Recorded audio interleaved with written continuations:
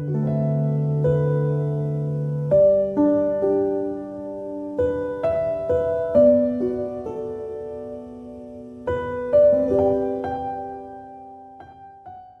하나님께서 저에게 주시는 말씀은 야고보서 5장 13절에서 20절 말씀입니다.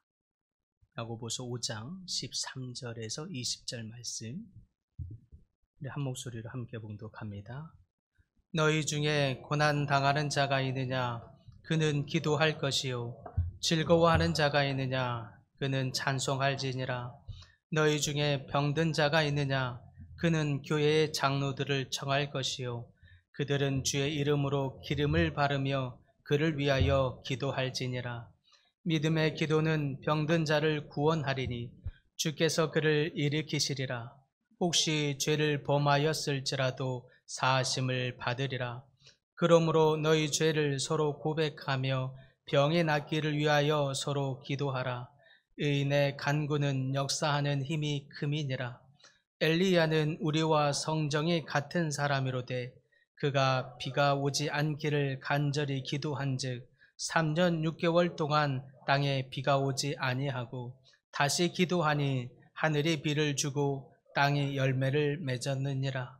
내 형제들아, 너희 중에 미혹되어 진리를 떠난 자를 누가 돌아서게 하면 너희가 알 것은 죄인을 미혹된 길에서 돌아서게 하는 자가 그의 영혼을 사망에서 구원할 것이며 허다한 죄를 덮을 것임이라.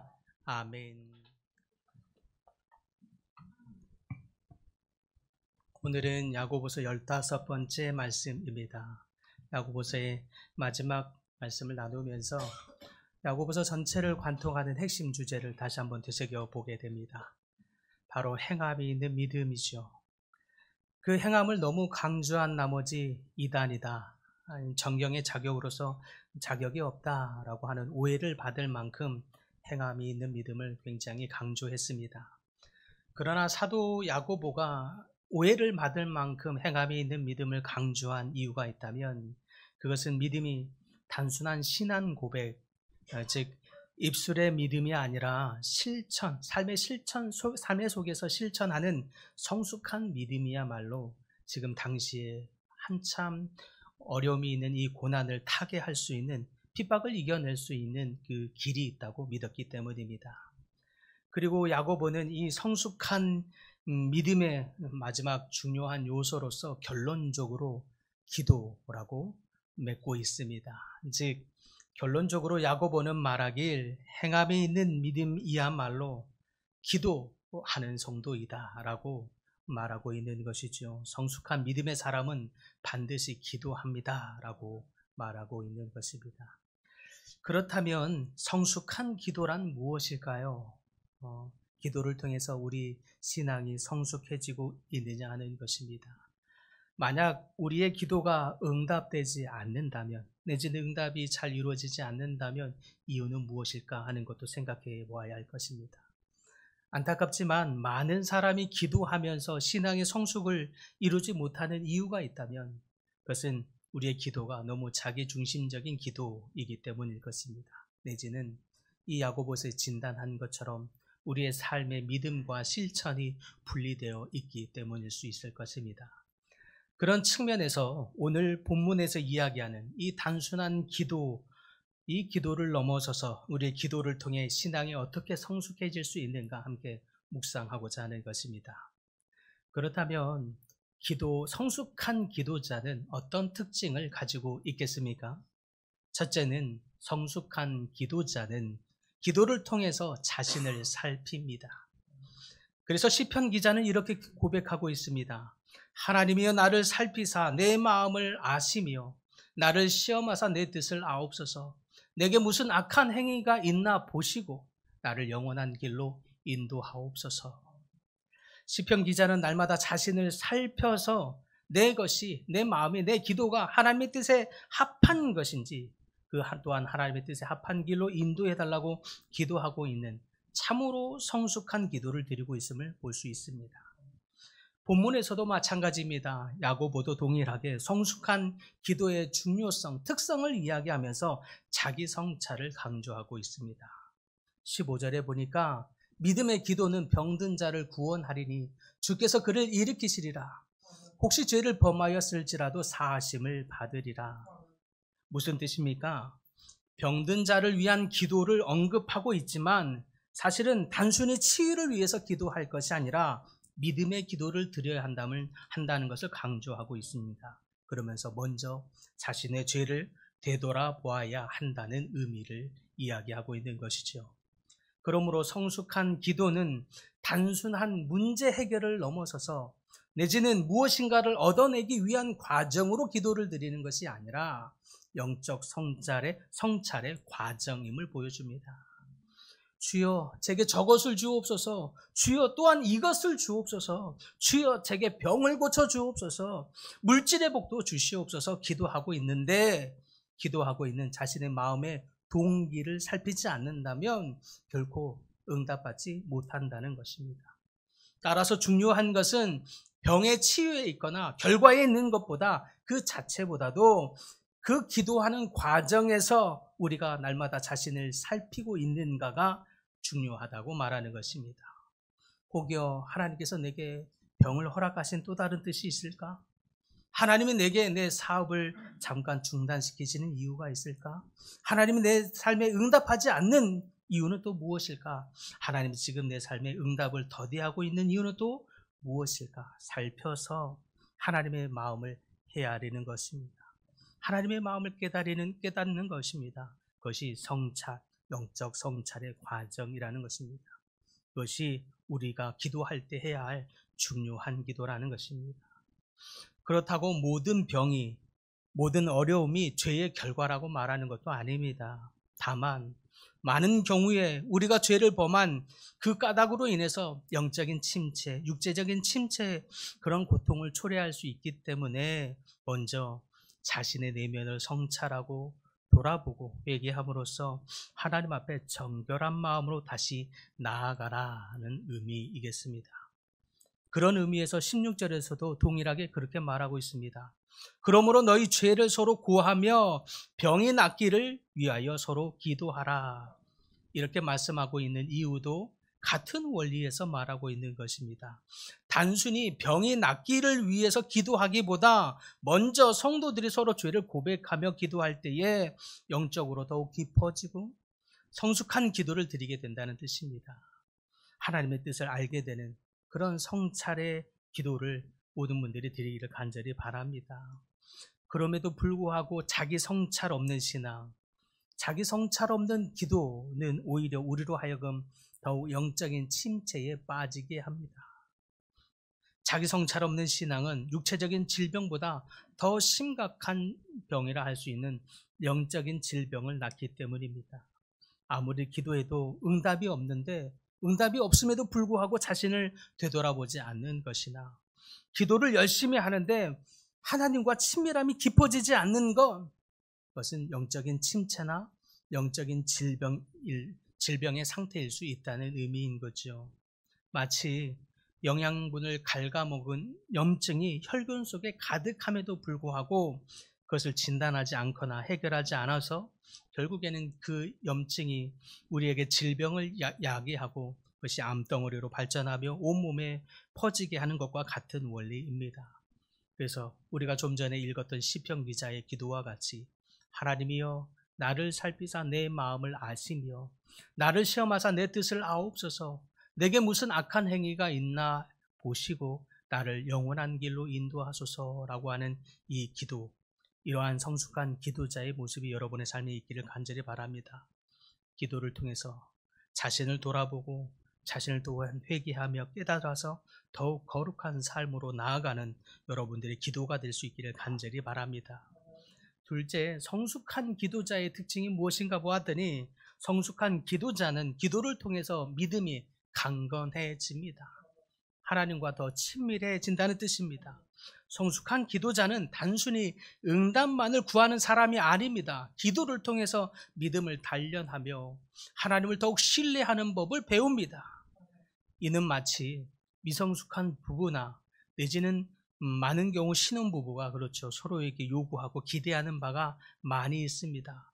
그러다가 그런 걸로 인해서 다투다가 점점 성숙한 부부가 되어가면서 여러 고난과 역경을 지나고 그러면서 더 서로를 더 존중해가고 인내하고 신뢰하고 존경하게 되며 더 친밀해지는 참 아름다운 성숙의 부부로 나아가는 것과 같습니다.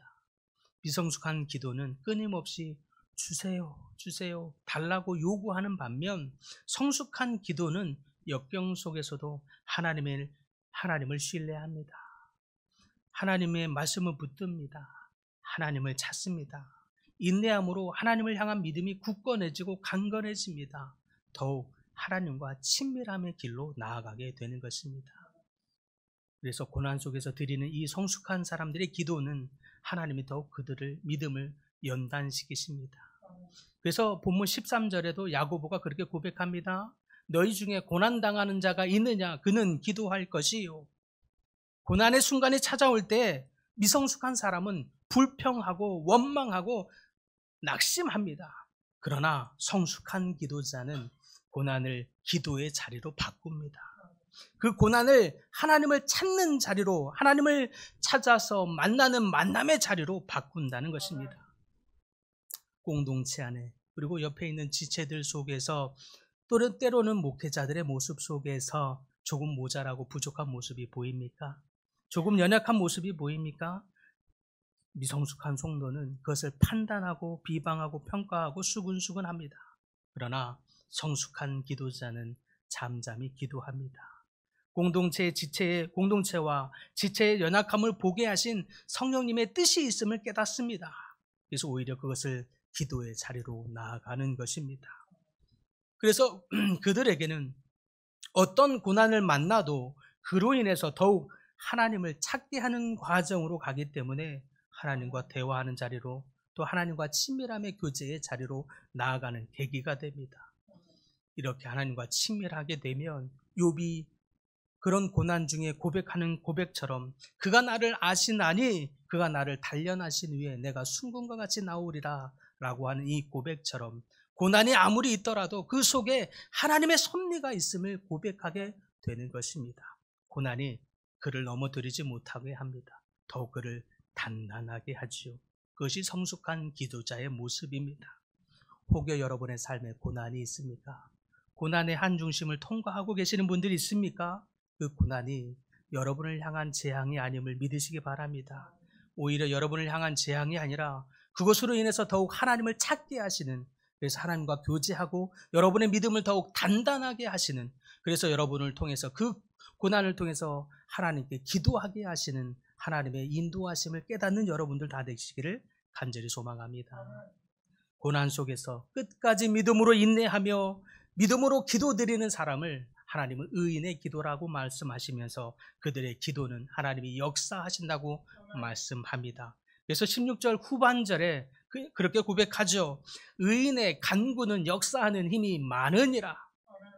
여기서 의인은 깨끗한 사람, 도덕적으로 순결한 사람을 말하는 것이 아니라 고난 가운데도 끝까지 말씀을 붙드는 사람, 어려움 중에서도 끝까지 하나님을 신뢰하는 사람, 그들에게는 그들의 기도는 역사하는 힘이 많다고 하나님이 말씀하고 있는 것입니다. 어떤 사람은 기도할 때 기도하며 하나님이 응답해 주시면 좋고 아니면 말고 정도가 아닙니다. 복불복의 기도가 참 신앙이 아닌 거죠. 믿음의 기도는 내가 기도를 함에도 불구하고 고난의 역경을 지나고 있을 때에도 하나님의 능력을 일으키는 역사를 나눈 줄 믿으시기 바랍니다. 믿음의 기도는 하나님의 말씀이 여러분의 삶 가운데 실행되어지는 것을 보게 될 것입니다. 믿음의 기도는 여러분의 삶 가운데 어둠의 정사가 파해지고 무너지고 그의 권세가 흐트러지며 하나님의 뜻이 이루어지는 것을 보게 될 줄 믿으시기 바랍니다. 여러분의 기도가 믿음의 기도가 되기를 바랍니다. 여러분의 기도가 하나님의 역사를 낳는 기도가 되기를 간절히 축복합니다. 마지막으로 성숙한 기도자는 기도를 통해서 이웃을 살핍니다. 성숙한 기도자는 자기만을 위해서 기도하지 않고 이웃을 위해서 중보한다는 뜻입니다. 먼저 병든 자와 연약한 자를 위해서 중보합니다. 그래서 좀 전에 우리가 보았던 16절의 말씀처럼 야고보는 서로를 위해서 기도하라고 권면하고 있는 이유입니다. 기도는 자기 자신을 위한 것이 아니라 사실 이웃을 위한 도구가 된다는 것을 성숙한 기도자는 깨닫지요. 그러므로 인해서 그것이 행함이 있는 믿음의 성숙한 기도가 되게 합니다. 그러나 안타깝게도 오늘날 너무 많은 기도가 자기 중심적입니다. 자신의 필요, 자신의 욕구, 자신의 바램, 자신의 문제, 자신의 형편을 위해서만 아를 줄 압니다. 거기에만 기도하죠.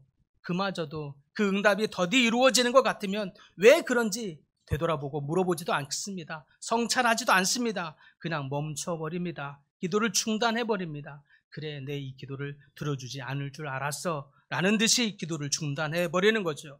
그러다가 어려움이 또 생기면 더욱 움츠러듭니다. 신앙에 더욱 침체를 가져가죠. 이러한 이기적인 기도. 그래서 그러다 보면 조금이라도 더 어려움 가운데 만나게 되면 더욱 신앙이 움츠러들고 예민해지기까지 합니다. 그러나 성숙한 기도는 자신도 힘들지만 더 힘든 사람을 돌아보게 합니다. 시선을 돌려서 더 힘든 이웃들을 살펴보게 하죠. 그리고 자신보다 더 힘든 이웃을 위해서 기도하게 합니다. 그리고 그들을 위해서 기도할 뿐만 아니라 사랑을 나누게 만듭니다. 이는 마치 십자가에서 매달린 예수님이 마지막 그 극심한 고통 중에서도 자신을 못 박은 저 사람들을 위해서 기도한 것과 같습니다. 아버지여, 저들의 죄를 사하여 주옵소서. 저들이 하는 죄를 알지 못함이니이다.